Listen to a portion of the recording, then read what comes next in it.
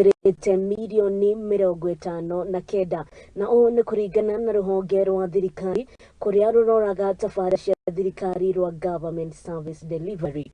Doris Kamuye kuuma National Museum of Kenya kaunti-ini ya Malindi augite munara uyu ni umwe wa minara mikoro gitaru-ini kia Africa ni amu wakirwo ni agedi kuuma bururi wa Portugal mwaka-ini wa 1998 na uhuthirite mbeca nyingi ni undu wi hakuhi iria aria mendagiria hakuhi na munara uyu ni meriga kurutururwo na kuheo handu nja ya munara uyu na kuria maugite ni undu mwega ni amu ni mekuhota kwenderia ageni aria maokorwo magioka gucera na kuona munara uyu.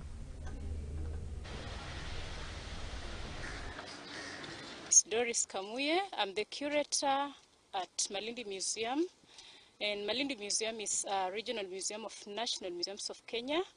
We are at the Vasco Da Gama pillar, the oldest monument in Africa, and this is a European monument that was built in the 1498 when Portugal was trying to traverse the ocean to find the sea route to India, and at that time Malindi was trading with India. Since we are on ground with a team from the government service delivery unit to see if money invested by the government has indeed gone to the intended purpose. Yeah, the project costed 59 million, and it's not been simple work. It's been a lot of work with expensive material because we are in a marine environment. So NMK needed the best quality possible to preserve this for posterity. The traders have been sorted out already through efforts of multiple agencies within Malindi town, including the Office of the Member of Parliament,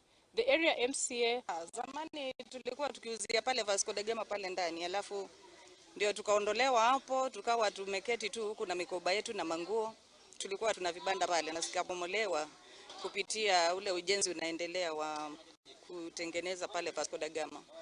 Vile tumepata hizi vibanda, naona utalii wetu unaweza kuwa mzuri. Saa hizi tunaona dalili ya kupokea wageni vizuri. Mambo yalikuwa mazuri. Sasa hivi mambo yamebadilika, si kama kawaida. Kwa tunapata mapeni mazuri sasa hivi, ni chakula ni mpata tu pesa tu ya kukula peke yake. Hakuna ya kuweka. Naomba serikali pia yeye kutuongezea chochote ama tuangalie nasi kwa chochote tuweze kusukuma biashara zetu.